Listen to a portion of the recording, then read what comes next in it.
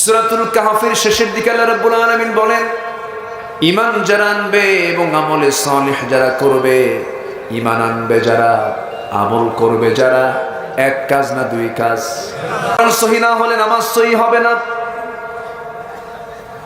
এই দুনিয়া ছেড়ে আমিও যাব, আপনিও যাবেন। দুনিয়ার একটা ব্যবসা গড়ে তোলার জন্য, দুনিয়াতে নিজের জীবনের 70-80 বছরের জীবনের ক্যারিয়ার গড়ে তোলার জন্য কত মেহনত, কত পরিশ্রম। আল্লাহ তাআলা বলছেন, বান্দারে তোকে আমি জান্নাত দেব, যেই জান্নাতের কল্পনা তুই কখনো করতে পারবি না। তুই আমাকে খুশি করবি, আমি তোকে জান্নাত দেব। সেই জান্নাত পাওয়ার জন্য পরিশ্রম করার দরকার আছে না নাই? আসতে বলবেন না, আছে না নাই? বুড়ো চাচাকে যদি বলি, বুড়ো চাচা কোরআনটা পড়েন। বুড়ো চাচা বলে, বাবা মুখেই আসে না, পড়তেই পারি না। কিন্তু যখন চাচাকে বলি, চাচা কালিয়াকৈর পৌরসভার সামনে যে আপনার 10 কাঠা জায়গা আছে, তার দাগ নাম্বার কত? 83। কে বলতে পারে? দাগ নাম্বার জানা আছে, সিএস নাম্বার জানা আছে, আর এস খতিয়ান পর্যন্ত মুখস্থ আছে। যখন চাচাকে দেখা যায় গাজীপুর জজ কোর্টের সামনে ফাইল নিয়ে দৌড়াদৌড়ি করে, সপ্তাহে 2 দিন করে বুড়া চাচা সেখানেও যায়। যখন বলা হয়, চাচা আপনি জজ কোর্টের বারান্দায় বুড়া বয়সে ফাইল নিয়ে দৌড়াদৌড়ি করেন, আপনি কি অসুস্থ হয়ে যাবেন নাকি? বাবা মামলা চলে 10 বিঘা জমি, 10 বিঘা জমির মামলা চলে, রায় সামনে হবে। আমার যে উকিল একটু বুঝে কম, মাঝে মাঝে উকিলের বুদ্ধি দেওয়া যায়, উকিলকে বুদ্ধিও দেওয়া যায়। দাগ নাম্বার মুখস্থ রাখা যায়, কোরআন মুখস্থ করা যায় না, কোরআন জানা যায় না। পোড়া কপাল,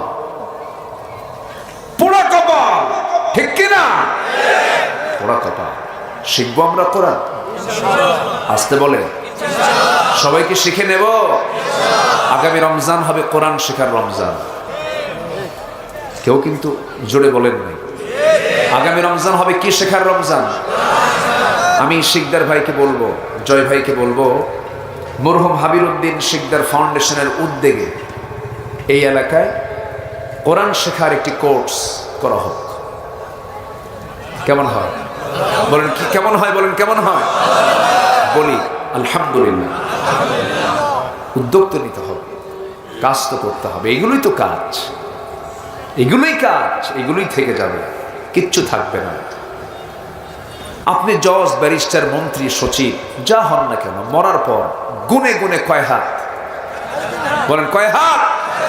রাস্তার ফকিরের জন্য কয় হাত? মাটি কি 2 রকম নাকি? আজিমপুরের মাটি আর কালিয়াকৈরের মাটি কি ভিন্ন? সেনানিবাস কবরস্থানের মাটি আর এখানকার মাটি কি ভিন্ন? সব মাটি কি সমান? এবং মেপে মেপে কয় হাত? কিচ্ছু না। দিন শেষে সব সমান, কিচ্ছু না দুনিয়া। এখানে বসে আছেন আমার আব্দুল কাদের ভাই, চেনেন তো ওনাকে?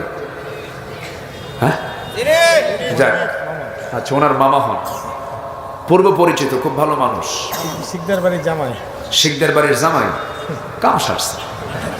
জি, জামাই হলে তো বিশাল ব্যাপার, এটা বিশাল গুরুত্বপূর্ণ পোস্ট। এখানে বেয়াদবি করলে কাম সারবে। ধরুন আমরা এখানে বসে আছি, এর মধ্যে ধরুন হঠাৎ একজনের ইন্তেকাল হলো, কিছু করার আছে? কোনো ক্ষমতা, কোনো পাওয়ার, কোনো হ্যালো দিয়া, কোনো ফোন দিয়া কাম হবে? কাম হবে। মালাকুল মউত আসছে, ব্যাস ঘাড় মটকে গেছে। বড়জন আপনি কি করবেন? বড়জন আপনি অ্যাম্বুলেন্সকে ফোন দিবেন, অ্যাম্বুলেন্স একটা চলে আসবে, সেই অ্যাম্বুলেন্সের লাশটা তুলে দিয়া ড্রাইভারকে কেঁদে কেঁদে বলবেন, ড্রাইভার এই লোকটা মারা গেছে, যাও এই লাশটাকে বাড়িতে পৌঁছায় দাও। বাড়িতে নিয়ে যাবে লাশ। বাড়িতে লাশ নিয়ে যাওয়ার পরে সেই বাড়ির সামনে গাড়িটা থামাবি, ড্রাইভার বলবে, বাড়িতে কি আছো? লাশটা নিয়ে নাও। লাশটা নিয়ে নেবে।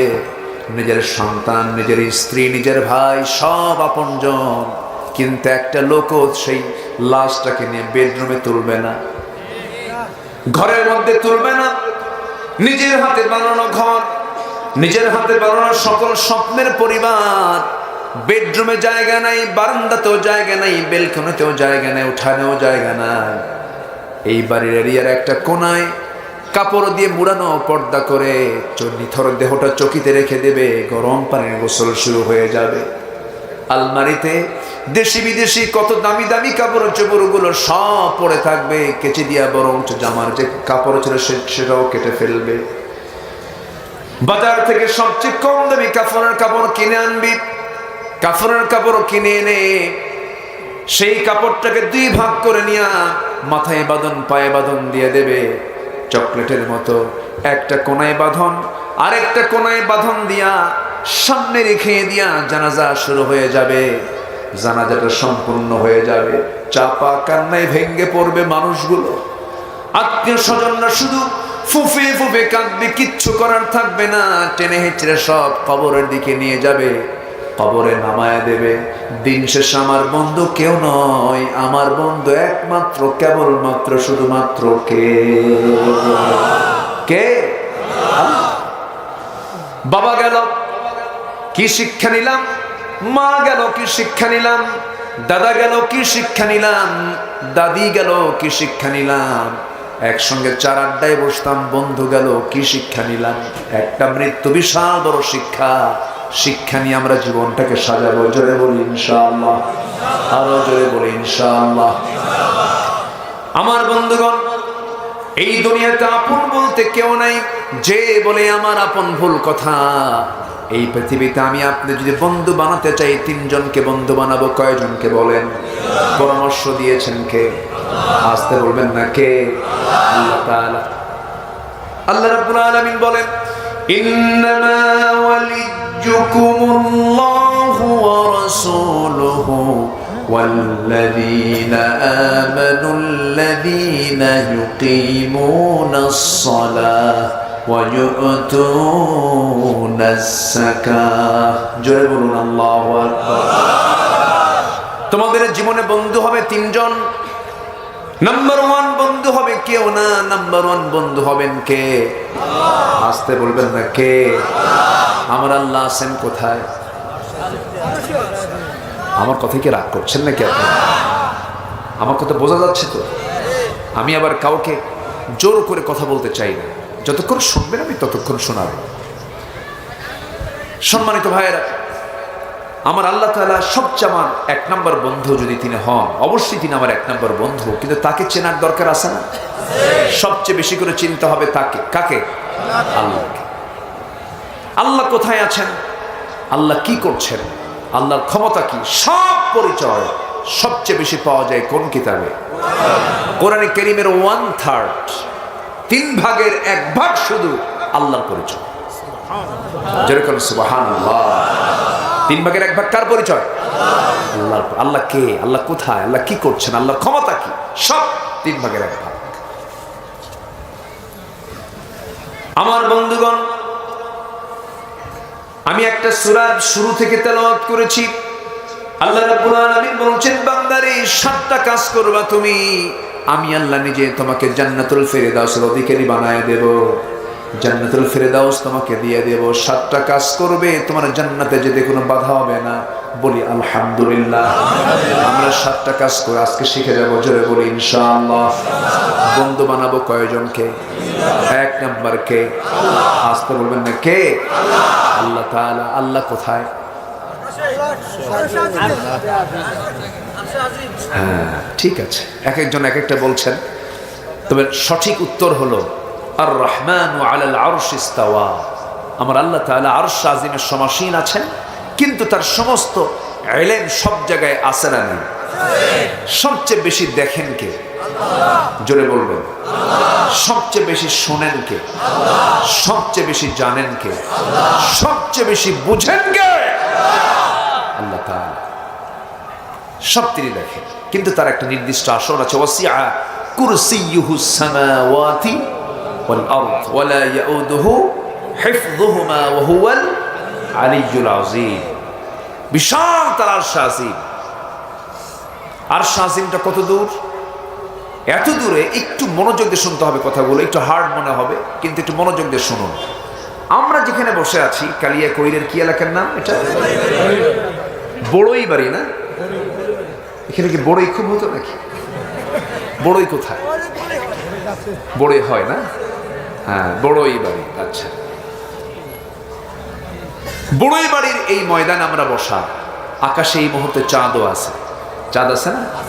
আজকে তো 15 তারিখ শাবানের একদম মাঝামাঝি চাঁদ আকাশে আছে। এই চাঁদটা আমরা দেখি, চাঁদের পেছনে কিছু তারকা দেখি। তারকা আছে না? এরপরে দেখতে পাই বিশাল একটা আকাশ। দিনের বেলা দেখতে পাই সূর্য, প্রদীপ্ত প্রদীপ্ত সূর্য, একটা আলো, একটা লাইট গোটা পৃথিবীকে আলোকিত করে। জোরে কান সুবহানাল্লাহ। সামান্য এই বাজারকে আলোকিত করার জন্য কত লাইট লাগাইছে তাও দেখা যায়। আর আল্লাহ তাআলা বিশাল দুনিয়াকে আলোকিত করার জন্য সূর্যের ব্যবস্থা করেছেন মাত্র কয়টা? আসতে বলবেন না কয়টা? আবার সূর্য কিন্তু বন্ধ নাই, সূর্যের তাপ কিন্তু দিয়েই যাচ্ছে, শুধু ঘুরতেছে। এখন পৃথিবী ঘোরে না সূর্য ঘোরে, সূর্য ঘোরে না পৃথিবী ঘোরে, not the earth but the sun moves. এইরকম গবেষণা করতে করতে এখন বিজ্ঞানীদের মাথায় ঘোরে। কি কথা বোঝেন না? ওদের মাথায় ঘুরে। কোরআনে এই সমস্ত তথ্যগুলো আছে না নাই? আসতে বলবেন না আছে না নাই? আল্লাহ বলছেন ওয়াকুল্লুন ফি ফালাকিন ইয়াসবাহুন। সব সৃষ্টি তার নির্দিষ্ট কক্ষপথে পরিভ্রমণ করছে। যেরকম সুবহানাল্লাহ। কোরআনের জবাব হলো সব সৃষ্টি, সব কিছু পরিভ্রমণ করছে কার নির্দেশে? আসতে বলুন কার নির্দেশে? আল্লাহর নির্দেশে। এখন আমরা যেখানে বসে আছি এখান থেকে যদি আমরা সূর্যের দেশে যেতে চাই, সম্ভব না তো, প্রচন্ড তাপ। চাঁদে গেছিলাম আমরা, গেছিলাম না চাঁদে? মানুষ গেছে, চাঁদে গেছে, মঙ্গল গ্রহের জায়গাও কিনছে কিছু, ওখানে থাকতে চায়, থাকো তো। আচ্ছা, এখন যদি কোনো বান্দা চায় যে আমি একটু তারকার দেশে যাব, কিসের দেশে? তারকা। সূর্য এত বড়, ছোট্ট পৃথিবীকে, মানে সূর্যের তুলনায় পৃথিবীটা ছোটই, ছোট্ট পৃথিবীকে আলোকিত করার জন্য কি ম্যানেজমেন্ট, কি মজবুত ম্যানেজমেন্ট আল্লাহ তাআলা। এই ছোট্ট পৃথিবীকে আলোকিত করার জন্য পৃথিবীর চাইতে 13 লক্ষ গুণ বড় সূর্য দিয়ে আল্লাহ তাআলা আলোকিত করছে। আচ্ছা, গেল। ওই তারকা একটা ব্যাটেল জুইস একটা তারকা আছে, যে তারকা ওই সূর্যের চাইতে 33 কোটি গুণ বড়। কত কোটি? 33 কোটি। মানে ছোট ছোট হয়ে গেছে নাকি? একটা তারকা। কিন্তু পৃথিবীর সবচেয়ে নিকটবর্তী তারকা হলো প্রক্সিমা সেন্ট্রাই। প্রক্সিমা সেন্ট্রাই যদি কেউ যেতে চায়, বর্তমান দুনিয়ার কোনো ফ্লাইটে সম্ভব না, কোনো যানবাহনে সম্ভব নয়। নভোযান একটা আছে, অ্যাপোলো 11, যার গতি হলো প্রতি ঘন্টায় 39,000 কিলোমিটার। প্রতি ঘন্টায় কত? 39,000 কিলোমিটার অ্যাপোলো 11 মানুষ বানাইছে। যদি কেউ এমন একটি যানবাহনে, এমন একটি নভোযানে চলে যদি কেউ যেতে চায়, ওই প্রক্সিমা সেন্ট্রাই নামক তারকার দেশে সময় লাগবে 1,15,000 বছর মাত্র। যাবেন কারা কারা? হাত তোলেন। সম্ভব? আসতে বলে সম্ভব। আমি কি আকাশে গেছি? আসি কোথায়? তারকার কাছে, মহাশূন্যে। মহাশূন্যে আছি আমরা। আমার ভাইয়েরা, একটু কান লাগাবেন, মনোযোগ দিয়ে শুনবেন, তাহলে এই যে বিশাল সৃষ্টি, বিজ্ঞান বলছে এক একটা গ্যালাক্সির ভিতরে অসংখ্য গ্যালাক্সি মহাশূন্য আল্লাহ পাক ঝুলায় রেখেছেন। এক একটা গ্যালাক্সির মধ্যে রয়েছে 50 কোটি বিলিয়ন তারকা। 1 বিলিয়ন সমান হলো 100 কোটি। 50 বিলিয়ন তারকা মানে কি? কোটি কোটি তারকা আল্লাহ তাআলা এক একটা গ্যালাক্সির মধ্যে রেখেছেন। ব্রেন তো আর খেলবে না ভাই আমাদের। আমরা এত ছোট্ট নগণ্য, এত ছোট্ট একটা মানুষ প্রাণী আমরা, সেই আকাশের একটি ছোট্ট দুনিয়ার ছোট্ট ভূখণ্ডের একটু এরিয়ার কিছু পাওয়ারফুল, একটু ক্ষমতা পাইলে পরে, চেয়ার একটা পাইলে পরেই বুঝাই কি হনুরে। কে ঠিক কে না? করে কিচ্ছু হই নাই আমরা, কিছুই হতে পারি নাই। ফেরাউন কম ছিল না, নমরুদ কম ছিল না, হামান কম ছিল না। এত দাপট তাদের ছিল। ফেরাউন তো সে নিজেই বলে ফেলেছিল আনা রব্বুকুমুল আলা, সবচেয়ে বড় রব আমি ফেরাউন। আল্লাহ বলেন ফেরাউন রে আমি তোকে ধরবো, তবে একদিন ধরবো, সেদিন টের পাবি আমার ধরা কাকে বলে। ধরেন নাই? ফেরাউনকে ধরেন নাই? আমি ফেরাউনকে দেখেছি, কি তার দাপট ছিল এক সময়, মাথায় এক গোছা চুলও আছে, বিশাল পাওয়ার। নিজের ক্ষমতাকে পাকাপোক্ত করার জন্য 40,000 শিশুকে সে এট এ টাইম হত্যা করেছে। ইউযাব্বিহুনা আবনাআকুম ওয়া ইস্তাহয়ুনা নিসাআকুম, কোরআনের আয়াত। ছেলের সন্তানগুলোকে জবাই করেছে। তার নেতৃত্ব সে হারাতে চায় না। শেষ পর্যন্ত ফেরাউনকে ধরেছেন কে? আল্লাহ। আসতে বলবেন না কে? ফেরাউন জিতেছে না আসিয়া জিতেছেন? আসিয়া জিতেছেন। ফেরাউন বলল, আসিয়া শুনলাম তুমি নাকি দিন গ্রহণ করেছো। আসিয়া বললেন, শুনবেন কেন, দেখেন, আশহাদু আল্লা ইলাহা ইল্লাল্লাহ। বুকে কোনো ভয় নাই তো। ফেরাউন বলল, আসিয়া আমি তোমাকে কি দিলাম না বলো তো? সবই তো দিলাম তোমাকে। আমি তোমাকে মিসেস বানিয়েছি আমার, তুমি এই রাষ্ট্রের ফার্স্ট লেডি, আমার পরে তোমার দাম, আমার পরে তোমার মর্যাদা। সেকেন্ড নাগরিক এই দেশের, এই জনপদের, আমার স্থলাভিষিক্ত তুমি, আমার দায়িত্বে তুমি পালন করবে। এত বড় সম্মান মর্যাদা আসনটা আমি তোমার জন্য ছেড়ে দিলাম, তুমি আমার সঙ্গে এত বড় খারাপ আচরণ করলে। তুমি দিনটা ছেড়ে দাও, মুসার দিনকে ছেড়ে দাও, আল্লাহকে ছেড়ে দাও। আসিয়া বলছেন, স্বামী গো আমার, আপনার সঙ্গে আমার সম্পর্ক বড় গভীর। আপনি আমার স্বামী, আমি আপনার স্ত্রী। আমার যৌবন আপনার কাছে, আপনার যৌবন আমার কাছে, সব আমি বুঝতে পারতেছি। কিন্তু আমার স্বামী, এই পৃথিবীর যত ভালোবাসা আছে, সকল ভালোবাসার উপরে সবচেয়ে বেশি ভালোবাসাকে প্রাধান্য দিতে হবে। কার মহব্বত, কার ভালোবাসা? আল্লাহর ভালোবাসা। আমি সে আল্লাহর প্রতি ঈমান এনেছি, আল্লাহর হুকুমকে আমি মেনে নিয়েছি। ফেরাউন বলছে, না না, এই জনপদে কারো আইন চলতে পারবে না। আমি যে জনপদের আমি প্রধান, এই জনপদে আমার হুকুম ছাড়া কোনো হুকুম চলবে না। আনা রব্বুকুমুল আলা, সবচেয়ে বড় আমি আইনদাতা। ফেরাউন কিন্তু এই কথা বলে না আমি সবচেয়ে বড় রব, মানে আমি আকাশ বানাইছি, জমিন বানাইছি, সূর্য চালাই, চন্দ্র চালাই না। ফেরাউন বলেছে এই জনপদ আমার, এই জনপদে আমি ফেরাউন, আমার ছাড়া কোনো কারো বিধান চলবে না। আসিয়া আলাইহিস সালাতু ওয়াস সালাম শেষ পর্যন্ত বললেন, স্বামী আমার, আপনি কি করবেন জানি না, তবে চূড়ান্ত সিদ্ধান্ত হলো আমার একটাই সিদ্ধান্ত, কারণ ঈমান এনেছি, ঈমান থেকে আমি এক চুল পরিমাণ নড়ব না। আসিয়া আলাইহিস সালাতু ওয়াস সালামকে শেষ পর্যন্ত ফেরাউন বলল, শোনো, মনে হয় তোমার মরতে হবে, আমি তোমাকে মেরে ফেলবো। আসিয়া আলাইহিস সালাতু ওয়াস সালাম চুপ মেরে মুস্কি একটা হাসি মারলেন। বৈঠক বসে গেল, মন্ত্রী পরিষদ বৈঠকে। হামান বলতেছে, ফেরাউন শোনো, বুকের শত্রু বড় শত্রু, তাকে দুনিয়া থেকে বিদায় করে দিতে হবে।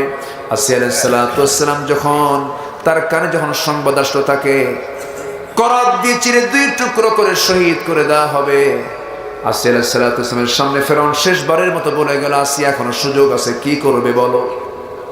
আসিয়া বলছেন, আমার স্বামী, আপনি কি করবেন জানি না, আমার নাকের মধ্যে আমি জান্নাতের ঘ্রাণ পেতেছি। জোরে বলেন সুবহানাল্লাহ। ইসলাম মানতে গেলে পারিবারিক বাধা আছে না নাই? সামাজিক বাধা আছে না নাই? রাষ্ট্রীয় বাধা আছে না নাই? ধনাঢ্য শ্রেণীর বাধা আছে না নাই? সব বাধার সম্মুখীন হয়েছেন আসিয়া আলাইহিস সালাতু ওয়াস সালাম। ফার্স্ট লেডির পথ ছেড়ে দিলেন, দুনিয়ার সমস্ত নাজ নিয়ামতকে ছেড়ে দিলেন, সকল প্রকার সুখ আর আমায় সব কিছু, রাজরানীর মর্যাদা ছেড়ে দিলেন।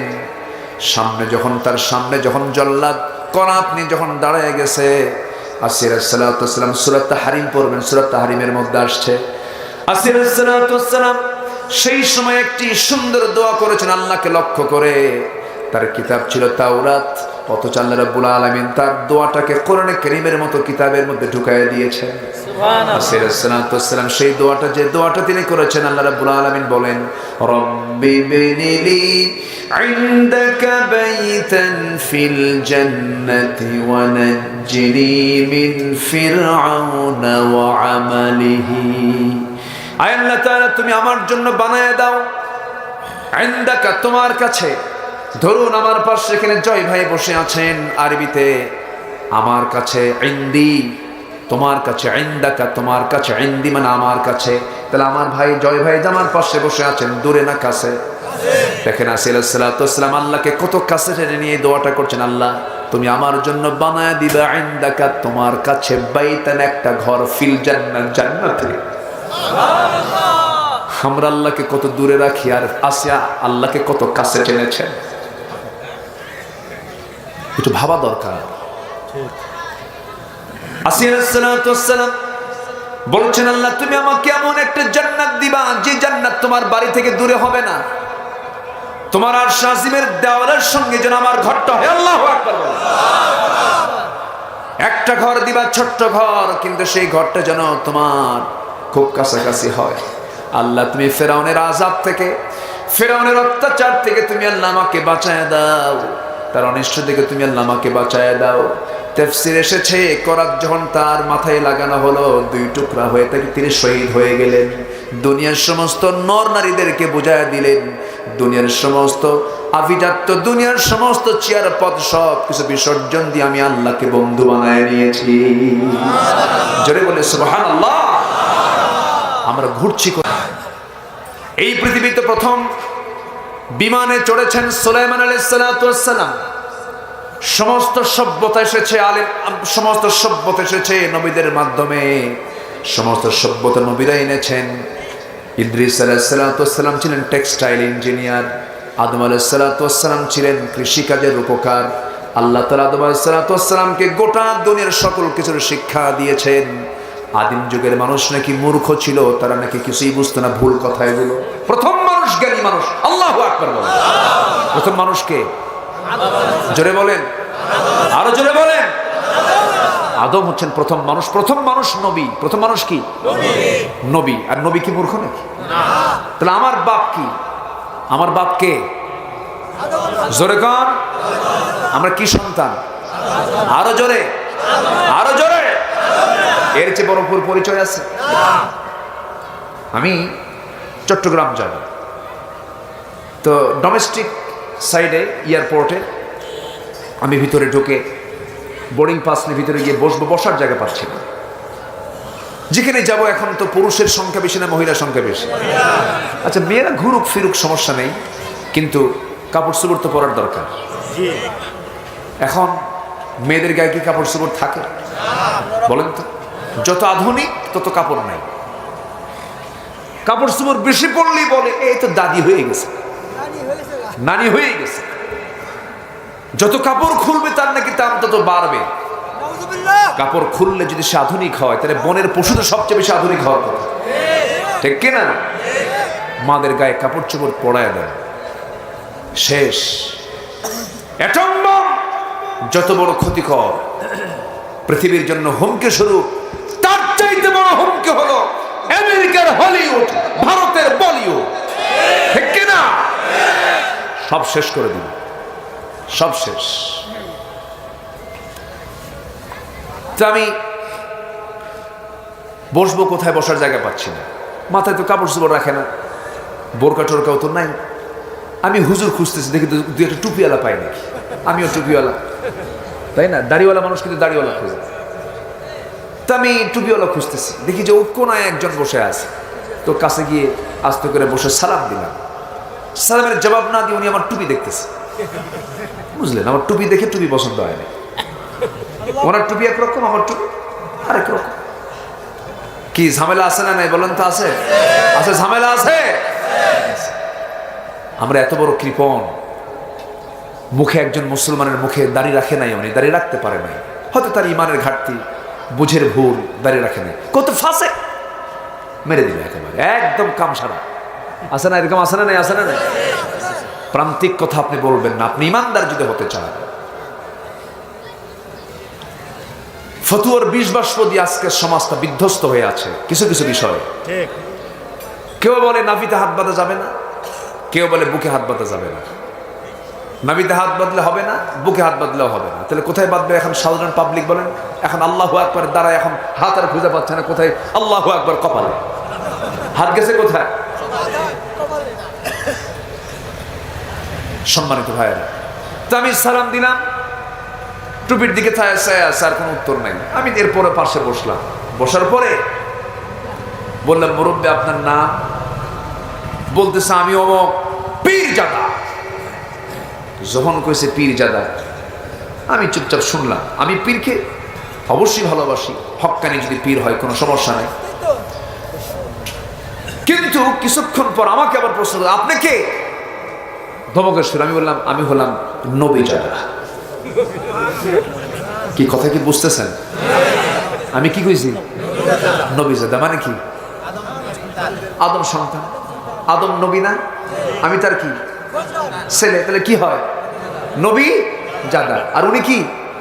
পীরে জাদা। ডিগ্রি কার বেশি? নবী জাদার ডিগ্রি বেশি না? আমার দিকে চেয়ে আসার কোনো কথা নাই। আমার দেশে কত পীর সাহেব, আসল পীররা তো সব মারা গেছেন, এখন সব পীর জাদা, দুই একটা হারাম জাদা নাই। আসতে পারে।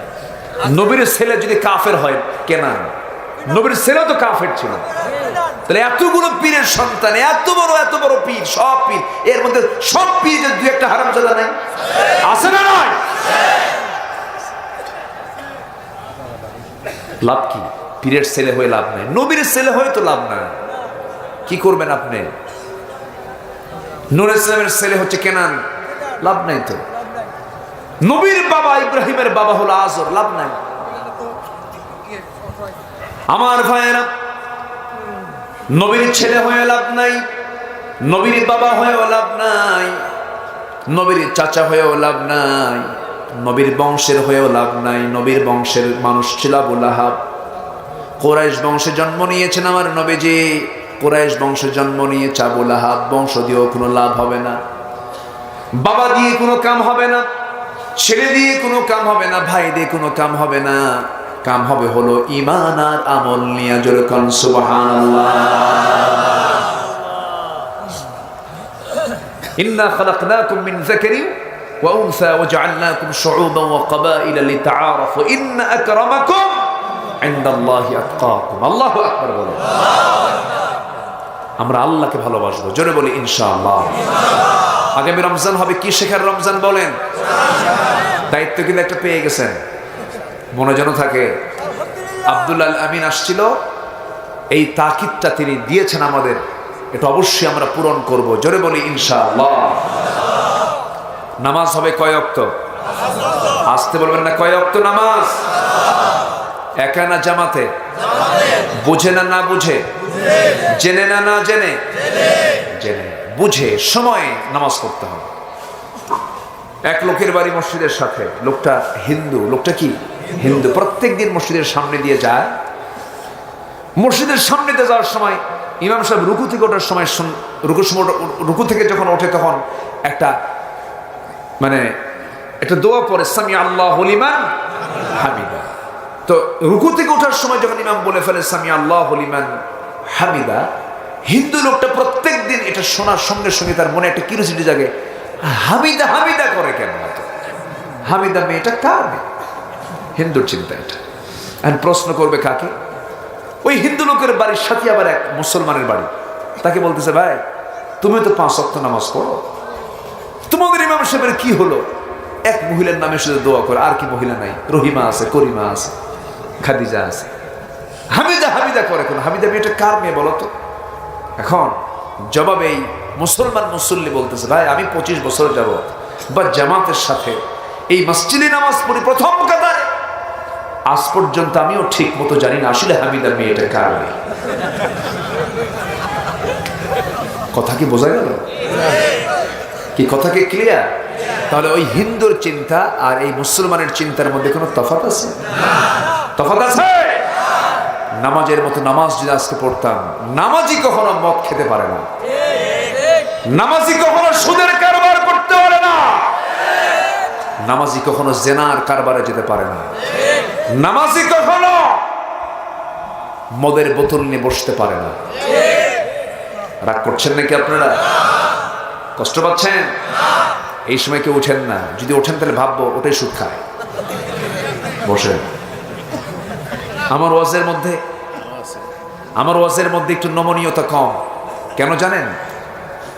শক্ত শাসন না হলে তো জান্নাত পাওয়া যাবে না।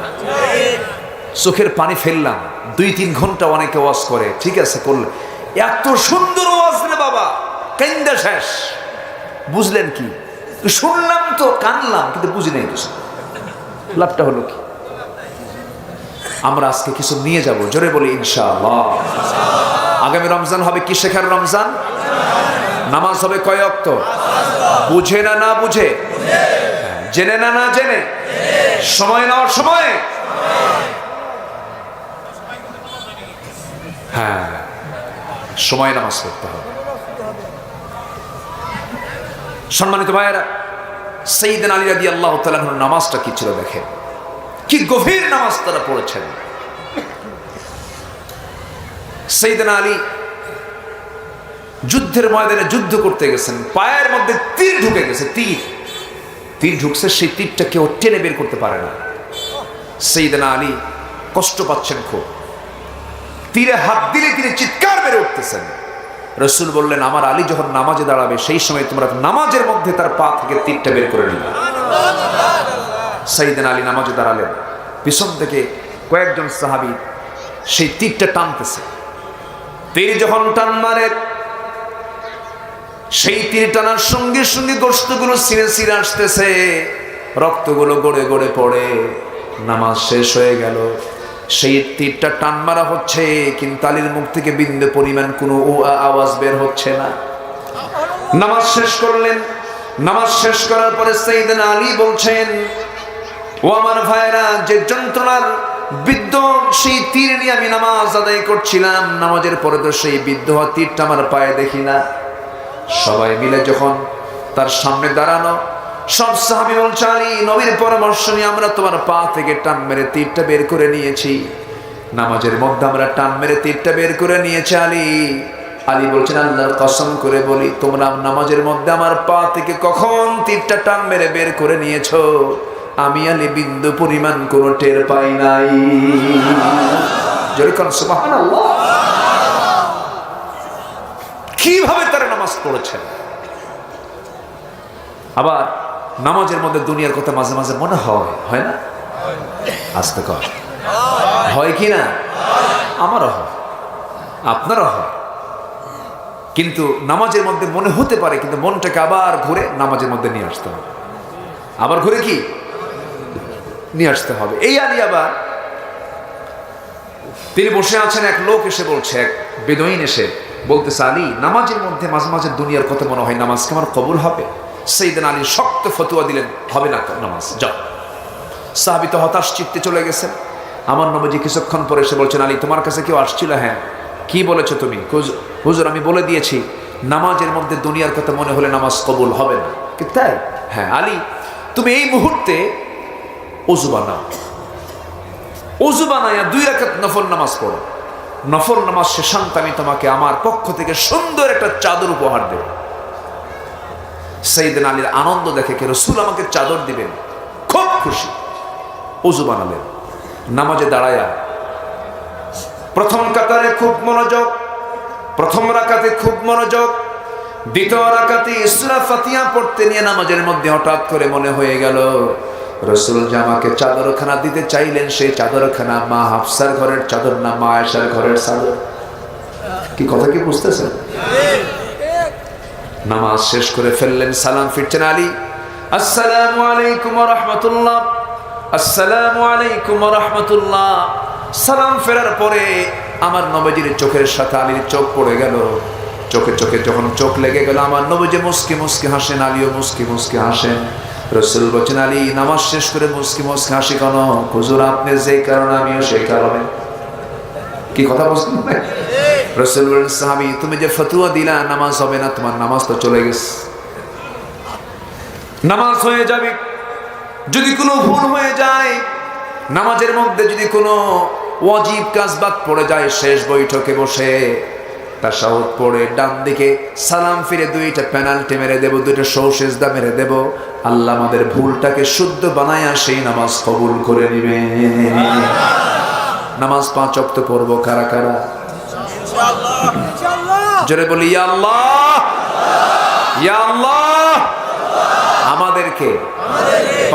ওয়াক্ত সালাত আদায় করার তৌফিক তুমি আল্লাহ দিয়া দাও। জোরে বলি আমিন, আরো জোরে আমিন। কষ্ট পেলেন? বাচ্চাদেরকে কোথায় নিয়ে যাব? আসতে বলে। কোথায়? 3 বছর বয়স হয়ে গেছে, 3, 4, কোনো কথা নাই। কথা বলা শিখেছে, চলা শিখেছে, হাঁটা শিখেছে, পেশাব পায়খানা বন্ধ, সে পেশাব পায়খানার কথা বলতে পারে, এই শিশুকে মসজিদে নিয়ে যাবে। কিন্তু আমার দেশের একটা জাতীয় সমস্যা, কিছু বুড়া আছে খুব ডিস্টার্ব করে। আছে না? আছে না? নাই বলেন।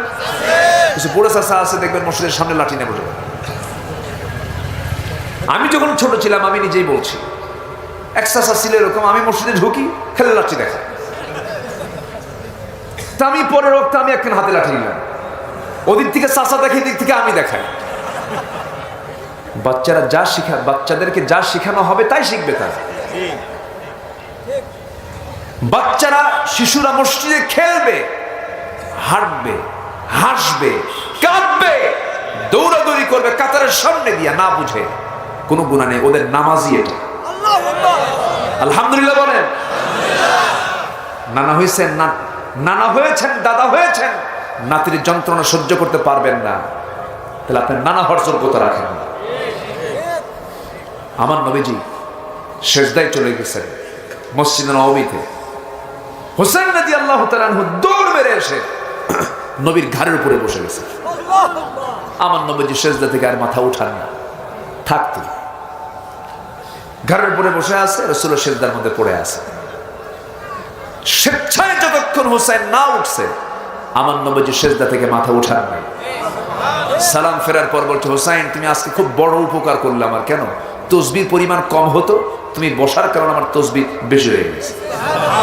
জোরে বলে সুবহানাল্লাহ। তাহলে রাসূল এটাকে নেগেটিভ করলেন না পজিটিভ করলেন? ধমকাবেন কেন আপনি? কিছু কিছু নানা আছে খালি ধমকায় বাচ্চাদের, নাতিদের। নাতিও মনে মনে করে বুড়া মরবি কোনদিন, কুলখানি খাবে। ঠিক আছে না? আমার নবীজি বাচ্চাদেরকে সময় দিতেন। হোসেন রাদিয়াল্লাহু তাআলা একদিন আমার নবীর কোলের মধ্যে বসা। কিসের মধ্যে? কোলের ভিতরে বসা। রাসূল গল্প করছেন, না না তুমি কেমন আছো, কি খাইছো, কি অবস্থা তোমার বলো। ইতিমধ্যে বাবে জিবরিল দিয়ে, জিবরাইল আলাইহিস সালাতু ওয়াস সালাম নবীজির সামনে এসে আস্তে করে হাঁটু গেড়ে বসে গেলেন। রাসূল নাতিকে নিয়ে ব্যস্ত। রাসূল বলছেন, না না তুমি কি এই যে আসলো আমার সামনে, ওনাকে চিনো? কেন না, এই লোকটা মাঝে মাঝে আপনার কাছে আসে, খুব দ্রুত আসে, দ্রুত চলে যায়, কারোর সঙ্গে কথাও বলে না, শুধু আপনার সঙ্গে কথা বলে চলে যায়। কিন্তু সব সাহাবী তো এরকম না, আপনাকে সালাম দেয়, খেজুর, আঙ্গুর, বেদেনা, তারপর উটের দুধ, উটের গোশত সব নিয়ে আসে, হাদিয়া তোহফা। এই লোকটা মাঝে মাঝে আপনার কাছে আসে, চেহারা সুন্দর, পোশাকও সুন্দর, মাগার আচরণ সুন্দর না, কেন? খালি হাতে আসে। সুবহানাল্লাহ। আমার নবীজি মুস্কি হাসি মেরে জিবরাইলের চোখের দিকে চায় আছে, এবং মনে মনে তিনি চোখের ভাষায় বোঝাচ্ছেন, আমার নাতি ছাড়ে না কাউকে, যারে ধরে তারে খায় ফেলে। ধরছে আজকে। আল্লাহ পাক বলছেন, জিবরাইল আমার প্রিয় দোস্তের প্রিয় নাতি হোসেন যখন শক করেছে তোমার পকেট থেকে কিছু খসাবে, পকেটে হাত দাও, আঙ্গুরের ছড়া আছে তোমার পকেটে। আঙ্গুরের ছড়াটা আস্তে করে বের করলো। আমার নবীজি বললেন, নানারে কি বলেছে তোমার কৃপণ সাহাবী, দেখো কত সুন্দর টসটস আঙ্গুর এনেছে। এবার বলছে, নানা এতক্ষণ ভাবছিলাম সাধারণ কৃপণ, এখন দেখি মারাত্মক কৃপণ। কেন? পকেট আঙ্গুর থুই আঙ্গুর বের করে না। আমার নবী যেমন করে চলতেন সবার সাথে, ঘরের মধ্যে যেতেন, স্বামী হয়ে যেতেন। আমার নবীর স্ত্রী 4 জন একদিন একসঙ্গে সামনে বসে বলছে, হুজুর আমাদের মধ্যে মারামারি লেগে গেছে কেন? আপনি আমাদের মধ্যে কাকে সবচেয়ে বেশি ভালোবাসেন? ও বলে আমাকে, ও বলে আমাকে, আমি বলি আমাকে, কিন্তু আপনার মুখ থেকে আমরা আজকে শুনতে চাই। রাসূল বলেন, এমন প্রশ্ন করছো, একটু চিন্তা করতে হবে, আগামীকালকে বলবো, যাও। কিচ্ছু বললেন না, সবাইকে পাঠায় দিলেন। সন্ধ্যা যখন হয়ে গেছে, নবীজি 8টা খেজুর হাতের মধ্যে নিয়েছেন। 8টা খেজুর 4 জন বইয়ের জন্য 2টা করে ভাগ করলেন। আম্মা জান আয়েশার ঘরে গিয়ে বলছেন, আয়েশা রে 2টা খেজুর তোমাকে দিলাম, আর বলছি তোমাকে খুব ভালোবাসি আমি তোমাকে, কিন্তু তোমার ঘরে যে আমি 2টা খেজুর এসে তোমাকে দিয়ে গেলাম, এই সংবাদ যেন অন্য কোনো বইয়ের কানে না যায়। দ্বিতীয় স্ত্রীর ঘরে গিয়েও তাই করলেন। তৃতীয় স্ত্রীর ঘরে গিয়েও তাই করলেন। 4 স্ত্রীকে 4 দোকানে 8টা খেজুর দিয়ে একই কথা বলে চলে আসলেন। পরের দিন সকালবেলা বুক ভরা আশা নিয়ে 4 স্ত্রী একসঙ্গে নবীর সামনে এসে দাঁড়ায় গেছে। হুজুর, আপনি আজকে বলে দেন আপনি কাকে সবচেয়ে বেশি ভালোবাসেন। রাসূল বলেন, গত রাত্রিতে আমি যাকে লুকায় লুকায় 2টা খেজুর দিয়ে আসছি তাকেই বেশি ভালোবাসি। যা জোরে বলে সুবহানাল্লাহ। ম্যানেজমেন্ট, বিশ্বনবী বিশ্বমানের চরিত্র। সুবহানাল্লাহ বলবেন না? সব জায়গায় আমার নবীজি ব্যালেন্স করেছেন। শাসন পদ্ধতি, পারিবারিক পদ্ধতি, সামাজিক পদ্ধতি, সব পদ্ধতি তিনি শিখিয়ে দিয়েছেন। যখন যুদ্ধে চলে গেছেন, সামরিক নেতা হয়ে গেছেন, মাথায় নবীজির হেলমেট শোভা পেয়েছে, হাতে তরবারি হাতে নিয়েছেন, ঘোড়ার পিঠে চড়েছেন। 10টা বছর 86টা যুদ্ধ পরিচালনা করেছেন। 10 বছরের কয়টা? 86টা যুদ্ধ পরিচালনা করেছেন। সবচেয়ে বড় যুদ্ধ করেছেন রোমানদের বিরুদ্ধে। তৎকালীন পরাশক্তি রোমান রাজ্যের বিরুদ্ধে তিনি মোকাবেলা করেছেন। 30,000 সৈন্যের তিনি নেতৃত্ব দিয়েছেন। আমার নবীজি সব দিকে তিনি আমাদের জন্য মডেল। রাসূলকে শুধু নামাজে মানবো, সমাজে মানবো না, রাষ্ট্রে মানবো না, রাজনীতিতে মানবো না। এখান থেকে বুঝে নিতে হবে, যারা শুধু নামাজের মধ্যে রাসূলকে মানবেন, সমাজে মানবেন না, অর্থনীতিতে মানবেন না, ব্যবসা বাণিজ্যে মানবেন না, সে ব্যক্তি নবীর উম্মত হতে পারে না। সে হলো কাট্টা মুনাফিক। ঠিক কি না? সব জায়গায় মানবো মুহাম্মদ সাল্লাল্লাহু আলাইহি ওয়াসাল্লামকে। আমার নবীজি হোসেনকে খুব ভালোবাসতেন। আম্মা জান আয়েশা বলেন, মাঝে মাঝে মনে হতো আমি নবীজির বউ হওয়ার পরেও আমার মাঝে মাঝে মনে হতো রাসূল আমার চাইতে হোসেনকে বেশি সময় দিতেন। একদিন আমার নবীজি সাহাবায়ে কেরামকে নিয়ে মসজিদ নববীর ভিতরে সাহাবায়ে কেরামকে নিয়ে আলোচনা করছিলেন। সাহাবায়ে কেরাম গভীরভাবে আলোচনাগুলো শুনছেন। দরজায় একজন সাহাবী পাহারায় দাঁড়ায় আছেন, কারণ ওই মদিনায় ইহুদিরা ছিল কি ছিল না? ইহুদিরা কিন্তু আগেও দুষ্ট, এখনো দুষ্ট আছে না? এখনো আছে না? গোটা পৃথিবীর যত প্যাঁচ, যত জায়গায়, সবগুলোর প্যাঁচের মূল তন্ত্র, মূল মন্ত্র কাদের? গোটা পৃথিবীর সবচাইতে বড় বড় কোম্পানি কাদের? ইহুদির নাই কো। মারাত্মক জিনিস এরা। মান্না সালোয়া খাইছে তো বুদ্ধিও বেশি, বুঝলেন? মান্না সালোয়া হচ্ছে বেহেশতের খাবার। ওরা দুনিয়াতে বসে বসে খাইছে, এদের বুদ্ধিও বেশি, পেঁয়াজও বেশি। শয়তানের বুদ্ধি কম না বেশি? আমার নবীজি মসজিদ নববীর ভিতরে আলোচনা করছেন, সাহাবী পাহারা দিচ্ছেন, দরজা দাঁড়ায় আছে। হুসেন রাদিয়াল্লাহু তাআলা আনহু নবীর সামনে দেখা করবেন, এই জন্য দরজার কাছে দিয়ে ভিতরে ঢুকছেন। সাহাবী আটকায় দিয়ে বলেন, হুসাইন তুমি এখন যেও না। কেন? তোমাকে দেখলি রাসূল বয়ান বন্ধ করে দিবেন, তুমি এখন যেও না। চোখ এরকম বড় বানায় বলতো, তো কি হয়েছে? আমি যাবো না নবীর সঙ্গে দেখা করতে, নানার সঙ্গে দেখা করতে? তোমরা যে নবীর কথা বসে বসে শোনো, সে নবীর চাইতে আমার দাম কম নাকি? হ্যাঁ, ধমকাচ্ছে। শিশু হলেও দেখবেন কিছু কিছু বাচ্চা আছে, বয়স 6 বছর, বুদ্ধি 60 বছরের মতো। এই কিছু আছে না? এরকম আছে। সাহাবী তো হতভম্ব হয়ে গেছে, বলতেছে, না এখন তুমি যাবে না। তো শোনো, তোমরা যে নবীর কথা বসে বসে শোনো, সেই নবীর চাইতে আমি হুসাইন 1000 গুণে বড় আছি। রাস্তা ছাড়ো। ভয় সাহাবী রাস্তা ক্লিয়ার করে দিয়েছে। কি না, এটা আমার আরো সমস্যা। মশা খাক, সমস্যা নাই। নমরুদ আসছে দেখি তো মশা আসছে, বুঝলেন? নমরুদের আগে মশা ছিল না তো। নমরুদের আগে মশা ছিল না, ইতিহাস এটাই বলে। এই নমরুদে সেই পেঁচটা লাগাই দিছে। আচ্ছা, কয়েলটা আমি নাকে নিতে পারি না, সমস্যা হয়, দূরে রাখে। হ্যাঁ, আমি কি শেষ করে দেব? আলোচনা চালাবো? আলোচনা চলো। হুজুর মরুক, হুজুরও বাস। হ্যাঁ হ্যাঁ, অবশ্যই আছি তো, আমি আছি, শুধু মিলায় দেব, মিলায় দেব। আলোচনাগুলো হয়েছে, শুধু মিলায় দেবো, আমরা পয়েন্ট আকারে দিয়ে দেবো। জি ইনশাআল্লাহ বলেন। ওই যে সব লাইন মতো আছে সবাই ইনশাআল্লাহ। যারা ক্লাস করে, যারা ক্লাস নেয়, তারা মূল টার্গেটে থাকে। আলহামদুলিল্লাহ বলেন। একটা মাহফিল আমাদের হয়েছে কি, আমাদের ক্লাসগুলো কেমন? একটা ভাইজান যে ইউনিভার্সিটিতে পড়েছেন, আমি সেই ইউনিভার্সিটির ছাত্র এবং পাশাপাশি হলের ছাত্র। উনি শহীদুল্লাহ হলে, আমি এফরামান হলে অ্যাটাচ ছিলাম। ঢাকা বিশ্ববিদ্যালয়ে পড়েছি আমি, এদিকে মাদ্রাসাও পড়েছি। অনার্সের ক্লাসে শুধু অনার্সের এক ক্যাটাগরির ছাত্র থাকে, ক্লাস 10-এ এক ক্যাটাগরির ছাত্র থাকে, কিন্তু আমাদের যে ক্লাস, বলেন তো এখানে কোন ক্যাটাগরি? অবাল বৃদ্ধ বনিতা, সব দিকগুলোকে ব্যালেন্স করে কথা বলতে হয় আমাদের। এই জন্য এই ক্লাসটা নেওয়া খুবই জটিল।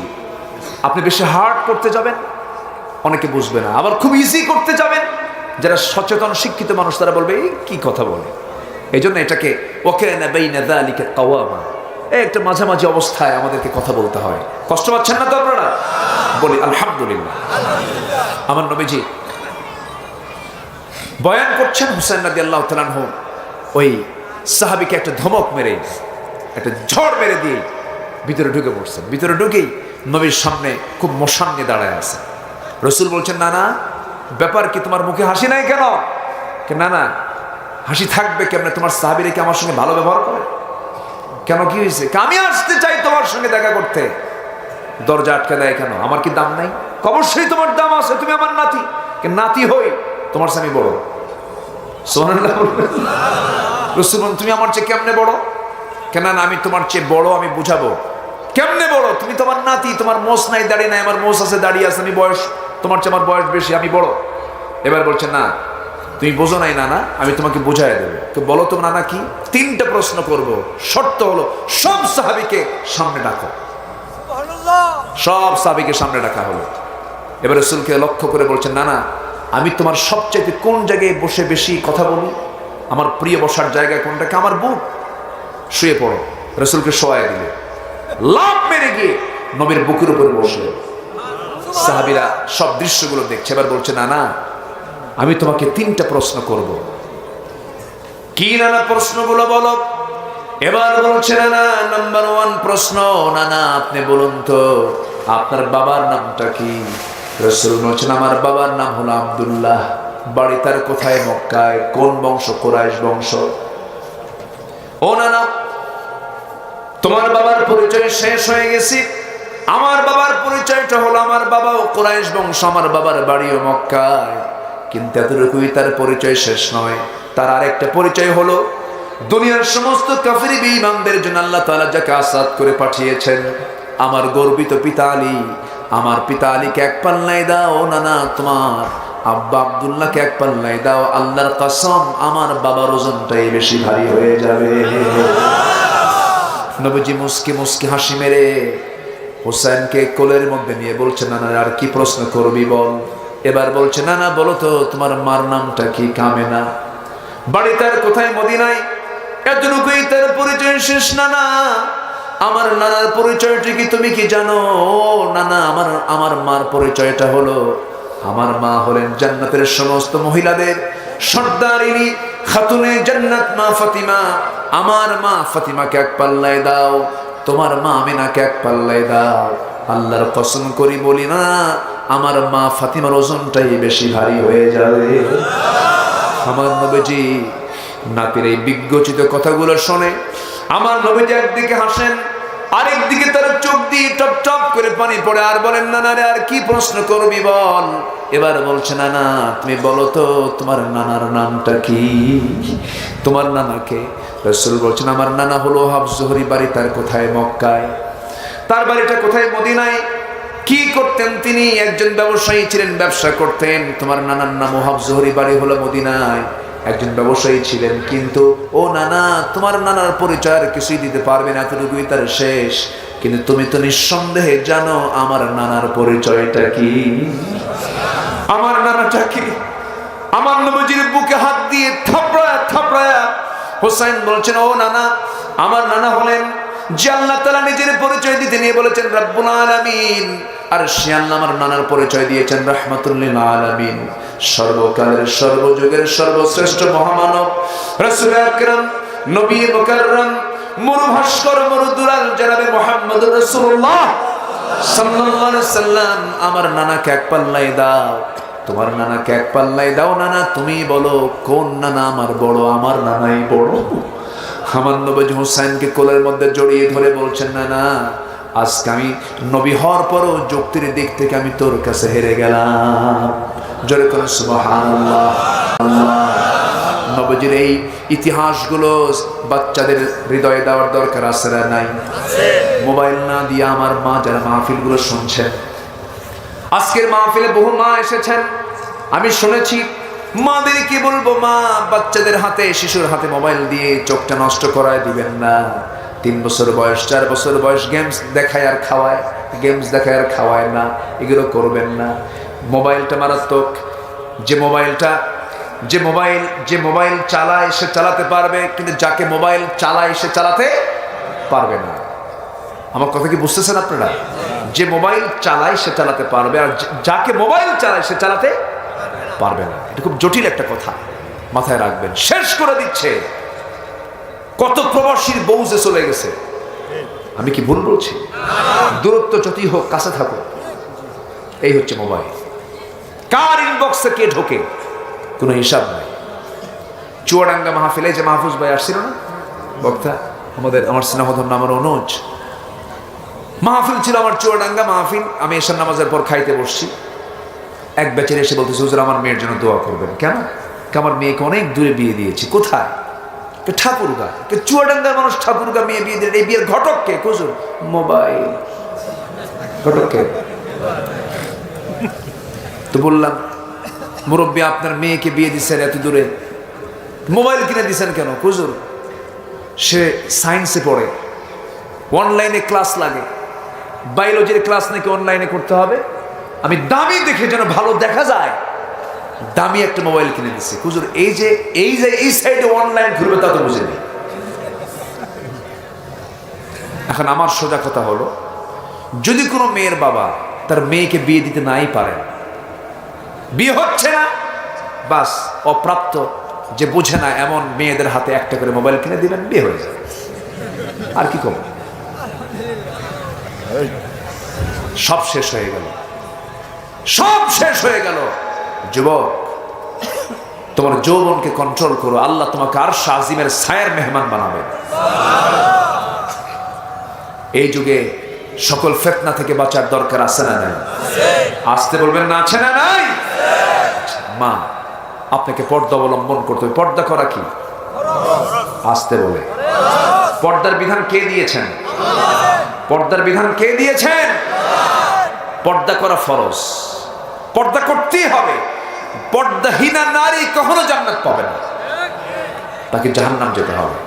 এজন্য সবার বাড়িতে মা বোন আছে, সবার বাড়িতে বোন মা নিজের মেয়ে আছে, এগুলোর দিকে আমরা সর্বোচ্চ খেয়াল রাখবো। কারণ আমরা যে সময়টা পার করছি, যত দিন যাচ্ছে, সময় কি ভালো যাচ্ছে? ভালো আসছে না। দিন যত আসছে তত আমাদের সামনে ফিতনা বেড়ে যাচ্ছে। এই ফিতনা থেকে বাঁচার জন্য আমার মা বোনদেরকে অবশ্যই দিন বোঝাতে হবে, পর্দার বিষয়টা বোঝাতে হবে।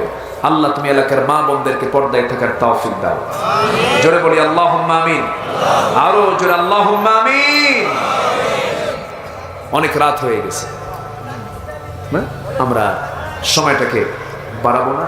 যতটুকু হয়েছে আমরা বলি আলহামদুলিল্লাহ। দুটো আমল করলে জান্নাতুল ফিরদাউস দিবেন। সূরা কাহাফ, সূরা মুমিনুনে আল্লাহ তাআলা 7টা কাজ করলে জান্নাত দিবেন। কারওয়ানা। আমি কি উঠতে বলেছি? ওঠেন কেন ভাই? আমরা দোয়া করে যাব। আমাদের শেষ কাজ কি হবে আজকে বলেন তো? আমাদের শেষ কাজ কি হবে? দোয়া। দোয়া না করে যিনি যাবেন, আমি ভাববো আব্বা আম্মার প্রতি তার দরদটা খুব কম। কি রব্বির হামহুমা কামা রব্বায়ানি। আমার ভাইজান তার বাবার জন্য দোয়ার জন্য আয়োজনটা করেছেন, আপনি চলে যাবেন, তাহলে এটা কেমন হলো? আপনি অন্যের জন্য দোয়া করবেন না, আপনার জন্য আপনি নিজের জন্য দোয়া করলে কাম হবে না। অন্যের জন্য দোয়া করবেন, নিজের জন্য দোয়া হয়ে যাবে। আলহামদুলিল্লাহ বলুন। আমরা নিজের বাপ মা, আত্মীয় স্বজন যারা দুনিয়া থেকে বিদায় নিয়েছেন, সবার জন্য দোয়া করবো। জোরে বলি ইনশাআল্লাহ। তাহলে পর্দা করা কি বলেন তো? একটা আয়াতের শুধু একটা কথা বলবো আমি। 14 জন পুরুষ এবং 14 জন নারী। হুররিমাত আলাইকুম উম্মাহাতুকুম ওয়া বানাতুকুম, একটা আয়াত আছে না লম্বা? 14 জন পুরুষ যাদের সঙ্গে মেয়েরা দেখা করবে, কোনো সমস্যা নাই। 14 জন পুরুষ। আমার মা একটু হাতের কড়া দিয়ে গুনে গুনে এটা মাথায় রাখবে। 1 নম্বর বাবা। 1 নম্বর কে? বাবা। দেখা করা জায়েজ আছে না নাই? আচ্ছা। নাম্বার 2 হলো ছেলে। কে? ছেলে। নাম্বার 3 হলো ভাই। খালাতো ভাই না, দুলা ভাই কি ভাই? আপন ভাই। দুলা ভাই হুন্ডায় চড়ে, এরকম শালি আছে না নাই? দুলা ভাই নাই? দুলা ভাই শালি কি হুন্ডায় চড়ায় নেয়? দুলা ভাই শালি মনে করে যে দুলা ভাই মানুষ বলছে না করি কেমনে, কিন্তু গায়ের সঙ্গে গা লাগবে এটা কেমন হয়? একটু দূরেই বসে মাঝখানে গ্যাপ রাখে, সামনে দুলা ভাই যে এমন ব্রেক মারে গ্যাপ পুরো। এগুলো কোনো সুযোগ দেওয়া যাবে? বেড়া ক্ষেত খায়। বেড়া কি খায়? ক্ষেত খায়। এই কথা কি এলাকায় আছে নাকি? এটা মাথায় রাখবে। দূরের মানুষের চাইতে কাছের মানুষের দ্বারা ক্ষতির সম্ভাবনা কম না বেশি? খালাতো ভাই, মামাতো ভাই, চাচাতো ভাই, খালাতো ভাই খালি খালার বাসায় আসে, খালার বাসায় খালাম্মা আসসালামু আলাইকুম, খালাম্মা আসসালামু আলাইকুম, মানে বোন একটা আছে। কি আমার কথা কি বুঝতেছেন নাকি? এই জন্য খালাদের সতর্ক থাকার দরকার আছে না নাই? যুবকরা রাগ করতেছো নাকি তোমরা? হুজুর এগুলো কি করেন আমাদের? আচ্ছা, নাম্বার 4 হলো নানা। আমার মা মনে রাখবেন, নাম্বার 1 হলো বাবা, নাম্বার 2 হলো ছেলে, নাম্বার 3 হলো ভাই, নাম্বার 4 হলো নানা, নাম্বার 5 হলো দুধু ভাই, নাম্বার 6 হলো মামা, নাম্বার 7 হলো ভাতিজা, নাম্বার 8 হলো ভাগিনা, নাম্বার 9 হলো চাচা, আপন চাচা, নাম্বার 10 হলো দাদা, নাম্বার 11 হলো শ্বশুর, নাম্বার 12 হলো সৎ ছেলে, নাম্বার 13 হলো দুধ ছেলে, নাম্বার 14 হলো মেয়ের জামাই। এই 14 জন পুরুষের সঙ্গে একজন নারী দেখা করবেন, তবে মাথায় কাপড় রাখার দরকার আছে না নাই? বুকে ওড়না দেওয়ার দরকার আছে না নাই? আমার সমাজ, আমাদের সমাজে কিছু প্রগতির নাম করে কিছু বাবা আছে, তার ষোড়শী মেয়েটাকে নগ্ন করে, অর্ধলগ্ন করি, চুল ছেড়ে দিয়া, বুকের কাপড় ছেড়ে দিয়া, খুলে ফেলে দিয়া, মা বাবা হয়ে মেয়েটাকে মঞ্চে তুলায় দিয়া বলে, মা তুমি নাচো। মেয়েটা নাচে, সেই নাচের দৃশ্যে বাবাও হাতের তালি মারে, জনগণ হাতের তালি মারে। এই সমস্ত অসভ্য বাপদের দাঁত 32টা থাপ্পড় মেরে ভাঙা দরকার, ঠিক কিনা? এই জাতীয় রোগ সমাজে কিছু আছে না নাই?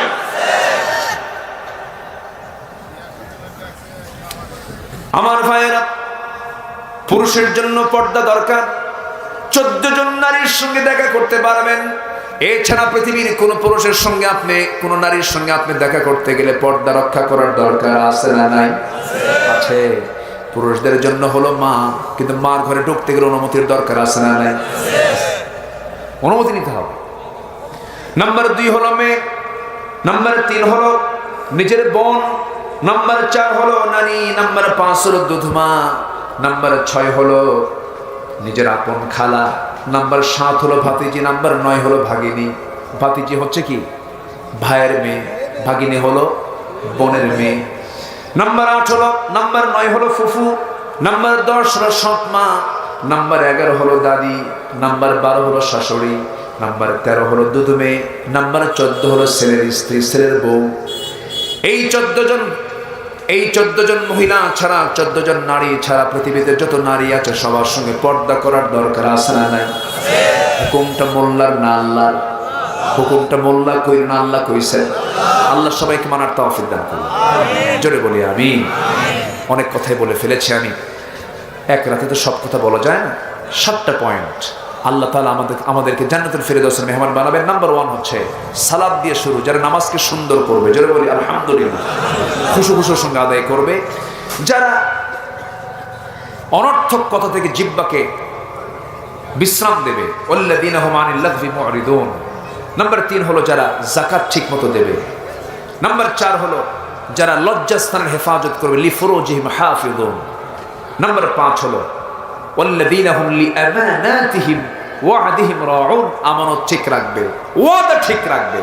6 নাম্বার 7 হলো ওয়াল্লাযীনা হুম আলা সালাওয়াতিহিম ইউহাফিযুন, যারা নামাজকে যত্নের সঙ্গে আদায় করবে। উলাইকা হুমুল ওয়ারিসুন আল্লাযীনা ইয়ারিসুনাল ফিরদাউস হুম ফিহা খালিদুন। এই 7টা কাজ যারা করবে, আমি আল্লাহ তাদেরকে জান্নাতুল ফিরদাউসের ওয়ারিস বানাবো, ওয়ারিস। জোরে বলেন সুবহানাল্লাহ। আল্লাহ তুমি আমাদেরকে আমল করার তৌফিক দাও। জোরে বলি আমিন।